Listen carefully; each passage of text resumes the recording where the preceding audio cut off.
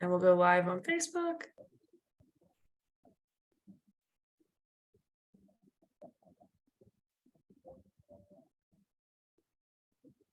Okay, we're about to go live.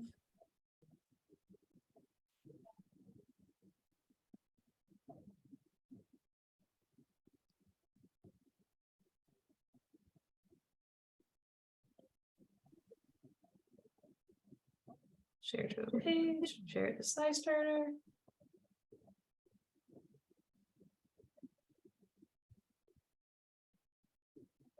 Awesome, it looks like attendees are coming in, that's great. All right, and it looks like our webinar is now being live streamed, so fantastic. We got some people watching on Facebook. All right, so hey everybody, my name's Caroline Nickerson. I'm an advisor at SciStarter. I'm joined today by Scott Eustace and Victor Sunday. Scott is with Healthy Gulf. He's representing the Land Loss Lookout Project.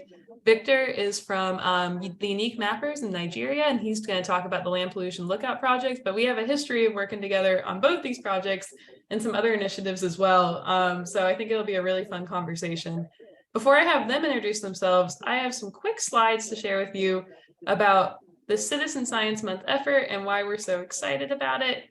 So we'll get through those, and then we will hand it off to Scott and Victor. I'll be kind of interviewing them today, which I'm super duper excited about.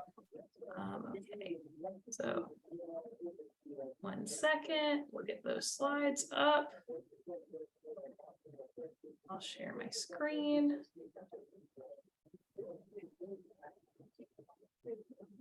But yeah, so once again, I'm Caroline. I'm an advisor at SciStarter. There's my screen share. So you might be wondering, I know we've been bringing in a lot of new people this Citizen Science Month, which is really thrilling. People who have never heard of it before, people who have never participated in a project before. So I always like to start with a definition. So what is citizen/community/neighborhood science? It goes by a lot of names, but basically what it comes down to is citizen science is a collaboration between scientists and those of us who are curious, concerned, and motivated to make a difference. Basically, another way we say it at SciStarter is citizen science allows anybody and everybody to turn their curiosity about the world into real scientific impact, most often by collecting or analyzing data. And data is just information. Data can be words and pictures. Data can be numbers. And when we analyze this data, it means we're making sense of it to come to some sort of conclusion about the world. There are so many citizen science projects out there. There are some projects that, like the iNaturalist project, that ask you to download an app on your smartphone and take pictures of the plants and animals you see to monitor global species diversity and understand where these different species might be doing well, where there might be invasive species, things like that. There are some projects like the ones we're going to talk about today that involve you in the analysis of things, where you're looking at data, you're looking at these pictures, and you're drawing conclusions about it. You're analyzing it for some sort of research result. And the reason we do this is often because it's an issue we care about, like with Land Loss Lookout and Land Pollution Lookout. One big reason I participate is I want there to be a thriving environment in this world. I want to understand different environmental problems. And it also can be because you're just really curious about something. There are some projects where you're able to, map spiral galaxies. If you're someone who is really curious about space, that's a great project to get involved with. It's called Spiral Graph. You can do it completely from your computer. So citizen science is as diverse as science itself. And during April, Citizen Science Month, you can go citizensciencemonth.org to learn more. It's just really an excuse to celebrate it, have events like this one, conversations like this one. But it goes on year round. You can come to SciStarter any day of the year and find a project that interests you. So SciStarter is a global citizen science organization. So people like Victor and Scott add their projects to SciStarter when they're seeking volunteers, and curious people like you who are watching, they come to SciStarter when they're looking for a project to get involved with, to be part of something bigger than themselves. And people can add projects, events, and tools. So tools could be like a water quality testing kit. Events can be something like this, where we're having a conversation about a citizen science topic. It can also be a meetup at the local library where people check out a citizen science kit. And then projects, of course, there are so many different projects, everything from projects like Land Pollution Lookout and Land Loss Lookout to projects like iNaturalist and so much more. So Citizen Science Month, I mentioned, it has programs, projects, events, and materials. It's really just an excuse to party all month long and get as many people doing a citizen science as possible. It's supported by a number of partners all around the world, but I wanted to single out Arizona State University and the network of the National Library of Medicine All of Us Research Program. They also gave promotional support for this event, which was really awesome of them, including it in their dissemination efforts so more people could find out about it, tune into that Facebook live stream, that recording, all that good stuff. And because they were such pivotal partners and without them Citizen Science Month wouldn't happen, I have a quick video to play for you about the All of Us Research Program, which is one of the biggest supporters of Citizen Science Month. Meet Ray. Ray lives on a farm. He loves playing kickball with his grandkids, but lately he's gotten a little slower and been visiting the doctor a lot more often. This is Kim. Kim lives in the city. She loves to exercise, cook healthy meals, and can't remember the last time she called in sick. They're both people, but not all people are the same. And yet, when we visit the doctor, our treatments don't look that different. Why is that? Because we just don't have enough information to do it better, until now. Enter All of Us, the research program based on precision medicine. Precision medicine is a revolutionary new approach to treating and preventing disease that's personalized instead of one size fits all. By gathering health data from 1 million people like Ray and Kim and Trevor and Samir, our country's best researchers will be able to develop treatments that are as unique and complex as we are. With this new information, doctors will have a better understanding of disease so they can innovate the next great breakthroughs in medicine. Once enough people join, suddenly everything changes. Information becomes clear, patterns emerge, and simple data transforms into life-saving knowledge. This means that Ray and Kim's children and their children's children can live longer, healthier lives. By becoming one of the first 1 million people to volunteer, you can help reshape the entire future of healthcare for generations to come. If we can figure out how to fly, put a man on the moon, and connect the entire world, surely we should be able to improve the future of healthcare. Not just for Ray and Kim or even you, but for all of us. Sign up at joinallofus.org. The future of health begins with you. Meet. So that was the All of Us Research Program. I wanted to give them a shout out because of all the promotional support and other support they've given Citizen Science Month, including this event. But you can go to citizensciencemonth.org to learn more about them, as well as a bunch of other featured projects and resources throughout the month. This is the event calendar, and it's growing by the day. If you're planning something for your community, add it to the event calendar so we can spread the word. Citizensciencemonth.org is where you go to discover all of this. And there are a number of featured projects. I know Stall Catchers is a favorite. Victor and I have done that together many times, where you can accelerate Alzheimer's research by playing an online game. There's IC Change, where you can document change in weather and climate in your community. I know Scott is an old hand at IC Change. He's done a lot with it in Louisiana, and the list goes on and on. And yeah, so April is Citizen Science Month. I'm going to stop sharing here, and we can get to our main program for today, which is featuring Scott and Victor. And if you're watching on Facebook, don't be shy about commenting with questions. We are monitoring that Facebook live stream, and we really do want to hear from you. And yes, I do see people viewing on Facebook right now. So please, please, please, this event is for you. Don't be shy about communicating with us.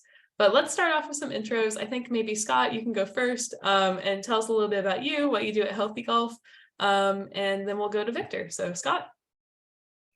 Hello, I'm Scott Eustace. I'm the Community Science Director for the Healthy Golf organization. We're a 28-year-old nonprofit on the Gulf Coast, which is a place where our land has seen a lot of impacts from oil and gas development.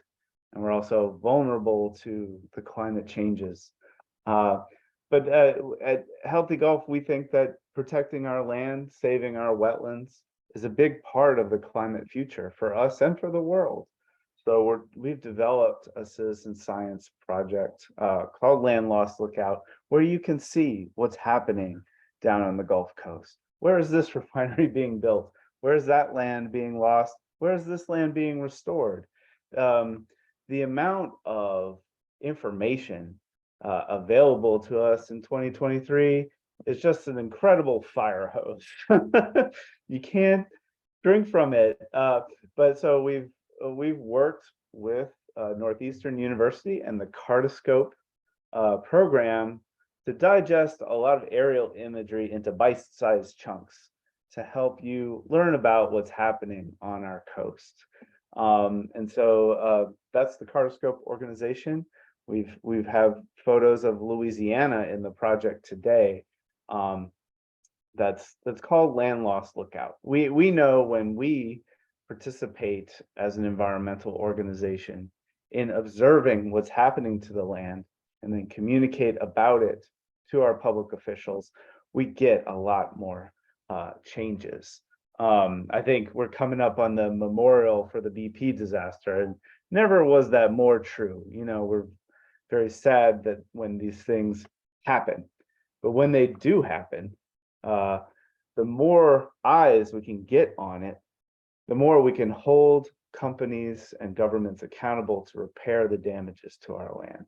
So that's what Land Loss Lookout is about. If you click through and get some credits, take a look at some images, you'll learn a little bit about the different things affecting our land in Louisiana, and you'll help us communicate to the government the importance of preserving it in the face of all the changes that we have going on. I love it. And I think that was such a great summary of Land Loss Lookout. And you all might be wondering, since Land Loss Lookout addresses the Gulf Coast and Scott works with Healthy Gulf, and that's a nonprofit, you know, firmly rooted in the Gulf Coast, you might be wondering what's the connection to Nigeria. So that's why we got Victor here to talk about his story, who he is, what he does with Unique Mappers, and how it all led to Land Pollution Lookout. So Victor, over to you.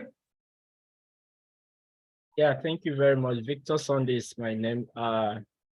I'm the national coordinator at the Unique Mappers Network Nigeria, and Unique Mappers Network Nigeria is a non-profit organization that is passionate about open data development, open mapping, mobile data collection, and citizen science engagement.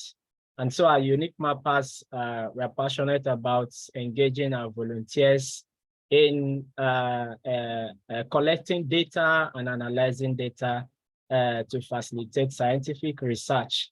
And that is the reason more why we had to come in collaboration with Northeastern University and Healthy Gulf to develop what we call land pollution lookouts in Niger Delta. Niger Delta is the epicenter of oil spill and oil exploration in Nigeria.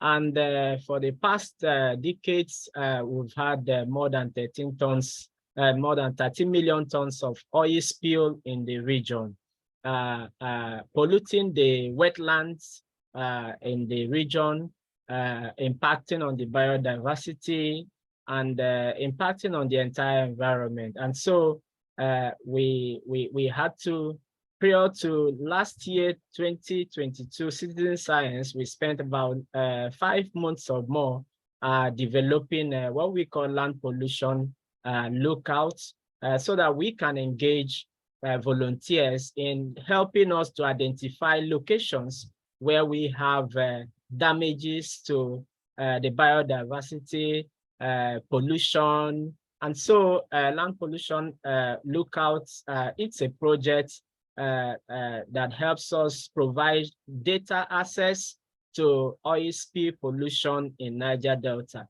And so when you are participating, you are going to help us to identify where we have pipelines, where we have damaged vegetation, where we have creek, where we have rivers, and where we have oil spill impact in the area. It's fun participating in land pollution lookouts. And so we want everyone within these 10 days to come, sprint, to join us in analyzing data about land pollution lookout and using the satellite imagery that's already uploaded in the Cartoscope. Yeah, thank you very much.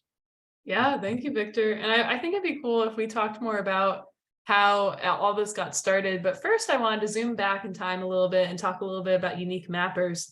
So if I remember right, you all got your start in 2017. Can you tell us, Victor, because I know you do a bunch of different projects. It's not just land pollution lookout. Right.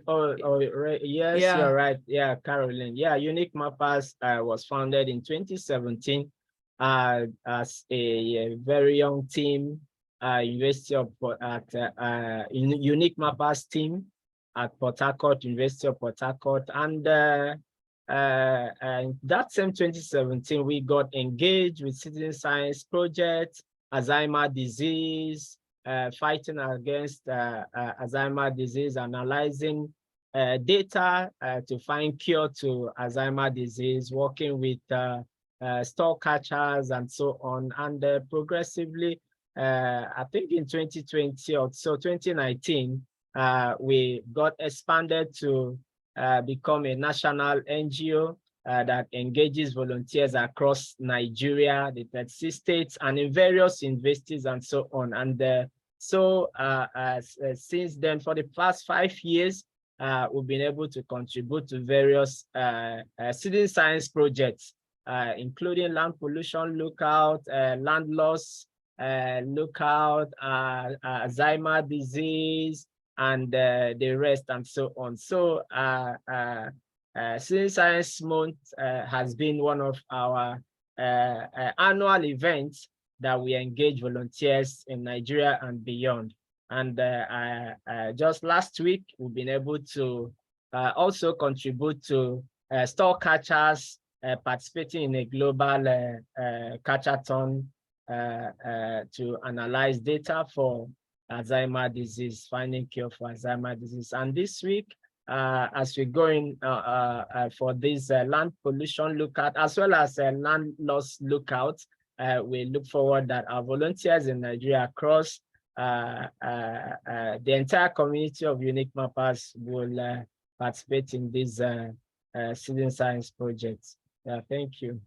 Yeah, I mean, you all, I've loved working with you. I got to know Victor through the stall catchers. That's when I first heard about the Unique Mappers, and we featured them in a SciStarter blog post. But then I think part of how this partnership came to be is when we were really trying to get participants in Land Loss Lookout, and I was trying to spread the word about them through some of the volunteer work I was doing. The Unique Mappers really rose to the occasion, and I saw them doing more of Land Loss Lookout than pretty much any group in the world, which was really, really cool. The fact that people over in Nigeria were able to help folks on the Gulf Coast by analyzing data. And then, you know, now that Healthy Gulf has worked with Victor and his team and Cartoscope as well in Northeastern University to use that those same tools that enabled Land Loss Lookout to study oil spills in Nigeria with Land Pollution Lookout. It just makes me happy. It's a great global citizen science story. But Scott, I thought it might be good too, because I know Healthy Gulf does so much, including more citizen science. Maybe can you tell us a little bit more about like the other citizen science projects y'all do, like Nurdle Patrol and things like that?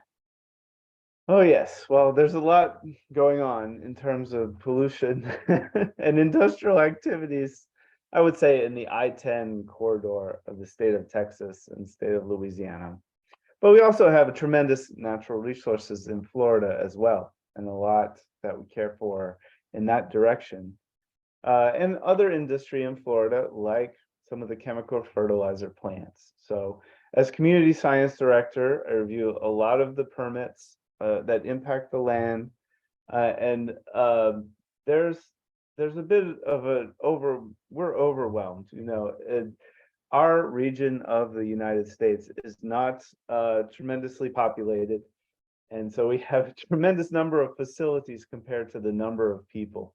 There's not a lot of enforcement of various things, unfortunately. So yeah, so we have a lot of the plastic resin plants, for example, that produce something called a nurdle. It's a pre-production plastic. Before the plastic gets converted into your laptop or your cell phone, it's made into a very small 6 millimeter nurdle, a little pellet, so it can be transported by rail, as well as by boat. And they're made to move. They're made to move through these conveyor belts and hoppers at the plastic factory. But that means they move off of the boat and off of the train into the environment. So we as well as Diane Wilson, who's an important water activist down on the Texas coast, have been just going out and documenting with simple counts these microplastics in our waters in Texas and Louisiana, and that's called Nurdle Patrol. Look us up. It started on the lower coast of Texas. Very quickly, we recognized the importance in Louisiana, but now I think they've gone all around the United States, and maybe even beyond, because it's a very simple 10-minute protocol just to look for these microplastics in your waters. Sometimes what we find at Healthy Gulf has very big implications. We were around during the Deepwater Horizon oil spill and just taking pictures of some of the extent of where all the oil went. At the time, BP was underplaying the volumes of pollution that it was putting out.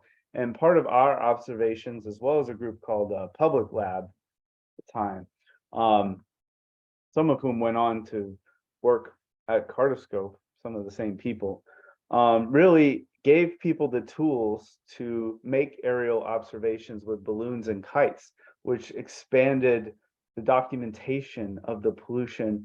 And it did lead to, eventually the government agreed with the expanded assessment of pollution, and it led to a bigger cleanup and more money for restoration. I think on the Gulf Coast, we have what's called the Taylor oil spill in Mississippi Canyon 20. It's the longest running offshore oil spill in the United States. It's been ongoing since 2004. And it's, again, the company was downplaying it. It's out in the ocean, very hard to see. But our organization and others continually went out and took pictures of it and did different advocacy letters to the government to get them to clean it up. Finally, after some independence, after pressure from us, we had independent scientists look at the impacts, and we finally got the wells capped in 2019. We still need them plugged, right? Because what are they leaking? Methane. So that's where we are in 2023. We have so much oil infrastructure, a lot of which is not economic at this point, because a lot of the drilling in Louisiana and Texas began in 1930. But those wells, even though they're not producing oil for anyone, they can still be a great addition of greenhouse gases into the environment. So maybe the next step is to, I'm working with people to get out and use something like this, a simple methane detector. This one is for home use. If you have infrastructure you think is leaking, whether it's in your home, this one is just for your natural gas stove, or in Louisiana, we have neighborhood oil wells around the way. Know that going and screening some of this older infrastructure for climate pollution is an important part of getting monies to put people back to work, fixing things up and cleaning things up. So those are the kinds of efforts we get involved in, because we see it, there's a lot happening down in the Gulf Coast. We know that the observations of the Gulf Coast mean a lot for saving the climate and saving our land. I love it. So you mentioned a bunch of different citizen science things you all do and ways you observe the environment. Would you say the main value of your community science programs are to have evidence for leadership that something bad is happening and it needs to be cleaned up? Or are there other applications of it? Like, what do you think is the main output of your community science programs? Yeah, context and history. Local people, even when I was in school, you're in school for, it seems long, it seems forever. You're getting your master's or PhD as a scientist, but really you're only studying an issue for 5 years. And you're really not accessing a lot of the local knowledge that people have when we're talking about some of these issues of land pollution, land loss, or even the infrastructure. Some of the infrastructure can be, can have existed for generations of people. And a lot of what citizen science enables us to do is kind of capture those histories and context, which university scientists and government researchers, they haven't been around long enough to hear the context. So often, we refer to local citizens right next to infrastructure as local experts, because they might not know everything about every oil spill in Nigeria or every oil well in Louisiana, but they will have an in-depth knowledge of their local area, and maybe they have a valuable information for a particular facility. So citizen science is a tool that enables us to take that local information and share it among local people. That's awesome. And Victor, I'm curious on your end, what do you think is the main value of your citizen science programs, especially with Land Pollution Lookout? What do you think, what do you think they accomplish? Yes, with the Land Pollution Lookout, we look forward that areas that are being polluted in the Niger Delta would be identified, and with the data access, there will be an advocacy for a policy change that will lead to the remediation of those areas. There are lots of areas that are being polluted in the Niger Delta with respect to oil spill, and the environment is being impacted.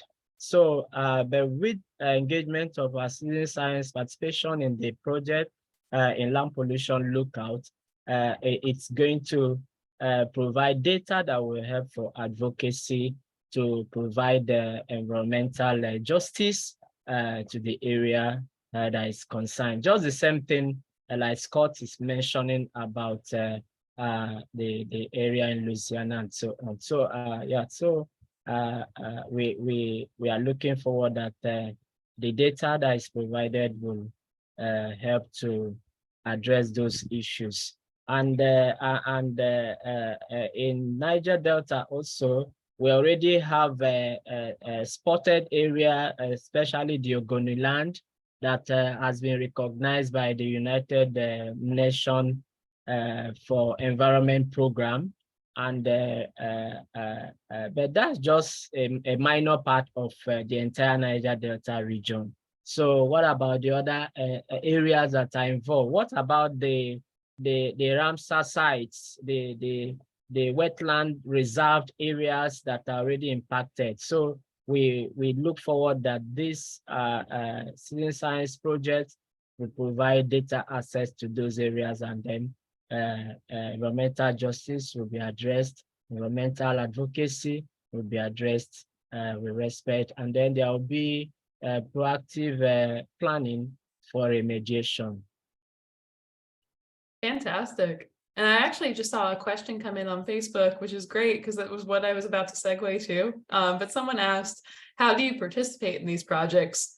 So I think you both did such a great job explaining the value of participating. So now we'll give people the nuts and bolts, how they can get started.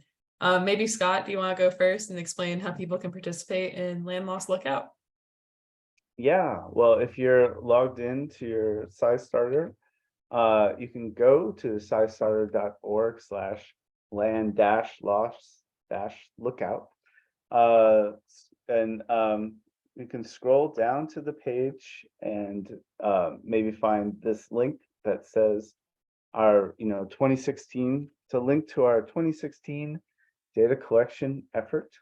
And if you follow through on that link, you'll be led to a short video which will tell you about the project.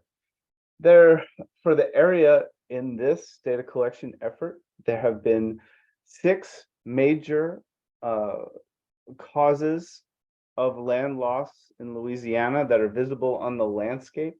And as you click through, you'll be sorted into one of the 6 projects, right? Well, you'll learn a little bit about aerial photo identification. And how to identify the presence or absence of that pattern in a series of photographs. So, we assume you know next to nothing about geography, biology, ecology, but that's okay. We'll give you a little tutorial for how things look. Maybe you looked at Google Maps and you could tell, like, oh, by the color and shape, I could tell this is a parking lot and this is a skyscraper. Well, it's a similar thing for how land is affected by oil and gas development. There's similar colors to a certain kind of land loss. There's similar shapes associated with certain land loss. Erosional land loss is curved and has points, whereas excavation for canals is a straight line, right? Because it's been engineered by people. So based on those different colors and shapes, you can identify, you can learn and begin to identify patterns on the landscape that give us information of whether that activity is present. And after the tutorial, it's a simple yes, no, and it's a yes if you see the pattern and no if you don't, or if you're uncertain. Sometimes what's happening in the picture is unclear, and that would be a no. But if you've done the tutorial, you've learned the pattern, and you can confidently identify it, that becomes a yes. So, and you'll go through the project. Our project has, I think it has 387 photographs. You can do them all. You can do not all of them. It only takes about 20 minutes to actually go through all of these, because it's a simple yes, no decision. It's even faster than probably some of these CAPTCHA security games you have to play on websites now. But it's a simple yes, no. Yes, if you can identify the pattern. No, if you think it's not there, or if you're, I don't know, I'm not sure. If you're not sure, that's a no. So clicking through these photographs and joining the thousands of other participants that have come through us through SciStarter, including the unique mappers, the massive unique mappers who are so amazing. All of us together can identify where certain impact patterns are. So that's the secret to the sauce. Fantastic. And then I have some follow-up questions about how to participate, but I think we'll pivot over to Victor first. And Victor, what should people do if they want to participate in Land Pollution Lookout? Yeah, for the land pollution lookout, just quite similar to that of land loss lookout. But in land pollution lookout, we want to identify 4 patterns using the satellite imagery or photograph, which provides a high resolution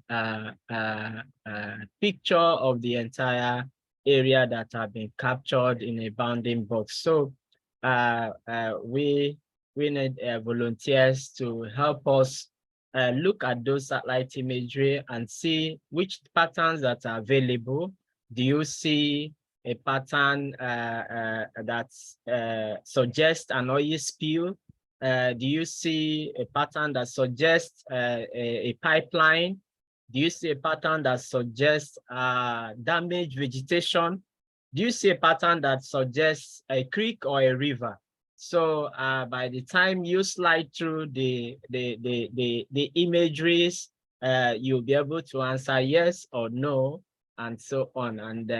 And as you do that, you have the points that will also get you excited, and it becomes fun. So we see people participating, and it's like a game. And we see participants engaging one another to see who gets the highest point.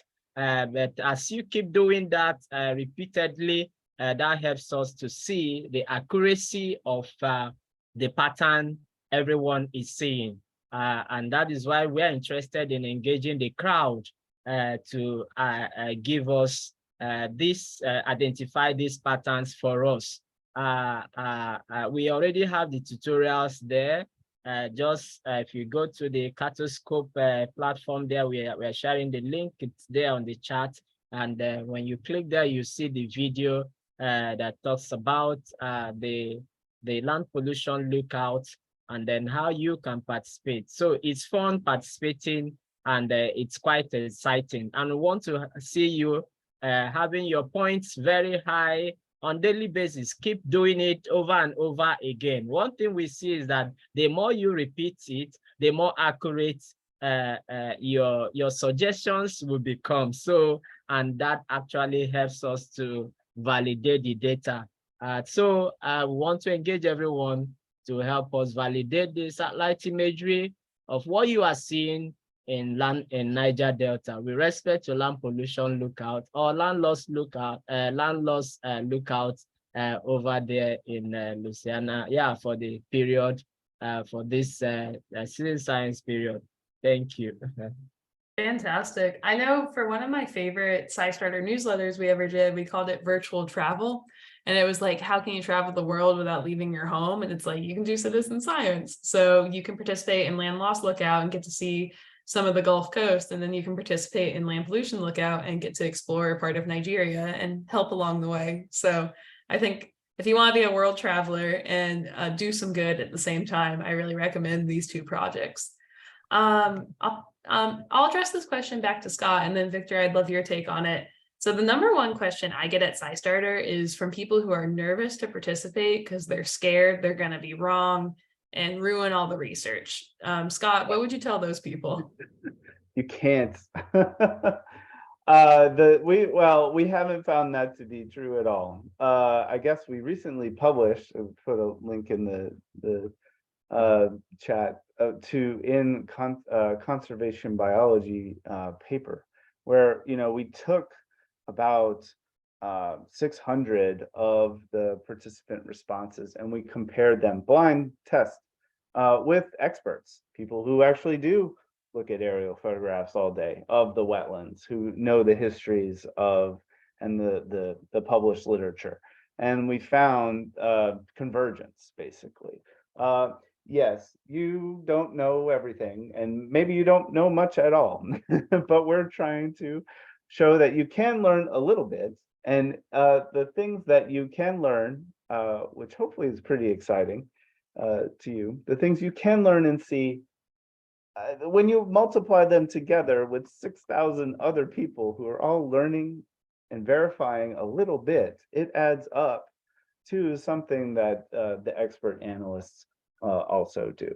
So, we're hoping to get you engaged in your world, to get you to look outside of your area and to help us save our area, and together we'll save the world. But yeah, we've made the platform so that you can't mess it up. I think that's we've found that the answers, when we have enough people, the answers converge with the expert analysis.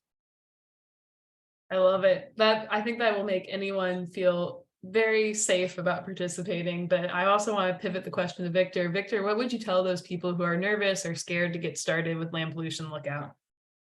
Yeah, they don't need to be afraid. Let them everyone should go ahead and participate. Feel free, see it as fun, see it as a game, and go ahead, identify what you see. And we have the experts that will also review what you've been able to do. And that will help us in data analysis. Thank you. Fantastic.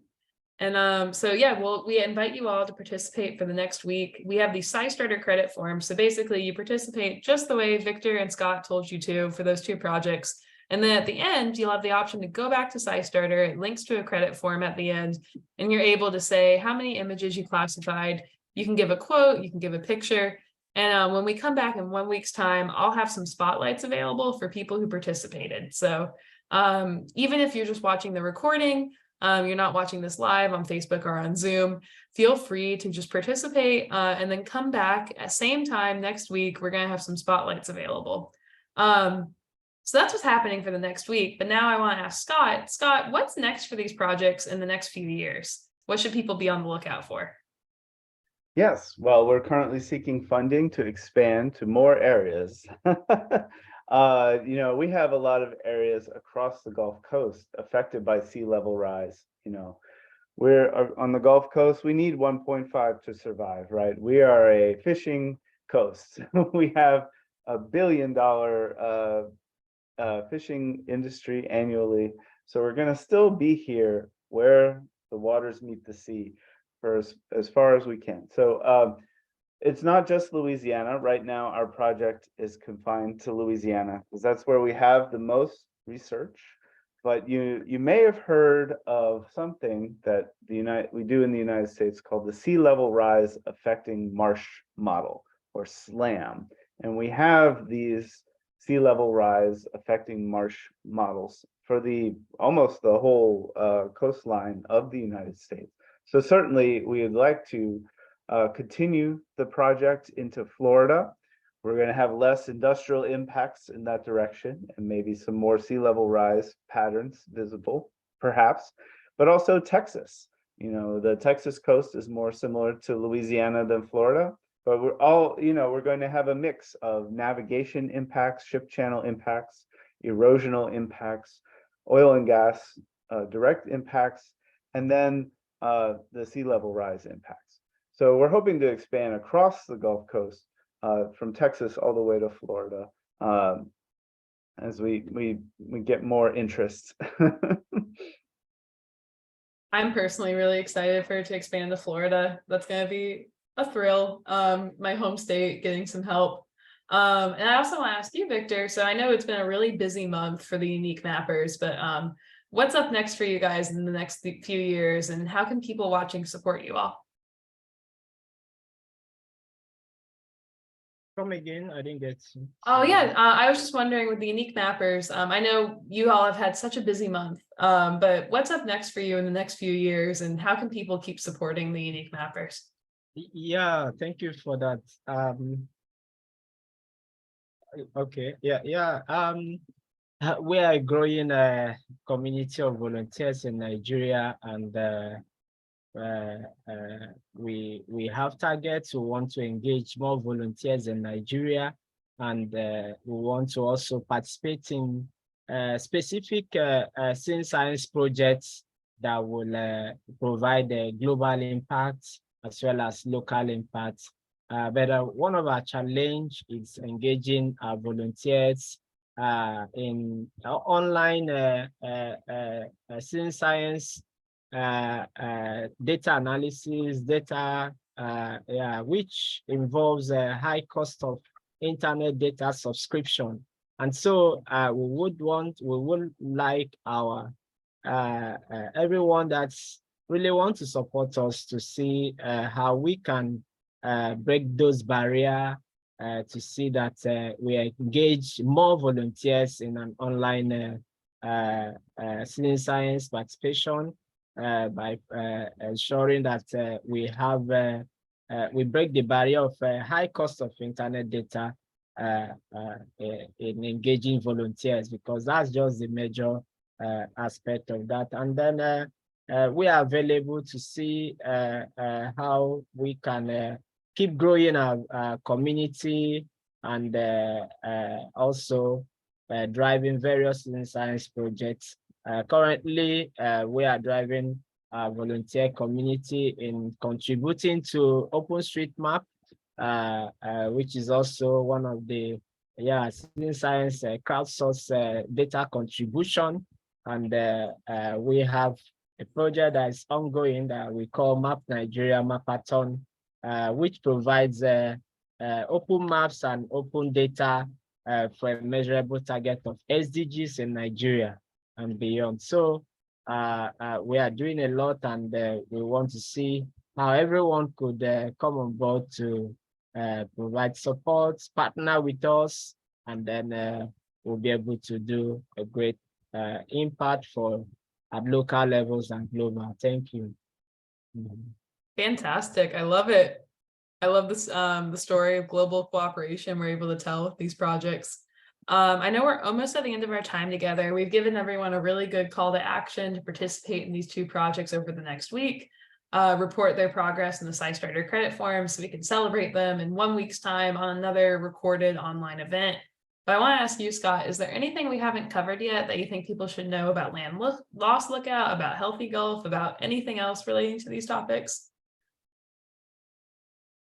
Oh, no, I'm very thankful to SciStarter. I'm very thankful to all of you who participate. We're all in these boxes on Zoom and Facebook, and it seems like, what are we doing here? Can we care for the environment while running up our electric bill? But you really can, and you really can. There's so much information out there nowadays, and we're really thankful to you for participating and helping us look out for our land. I love it. Victor, is there anything else you want to say to the people who might be watching live or the recording that we haven't covered yet?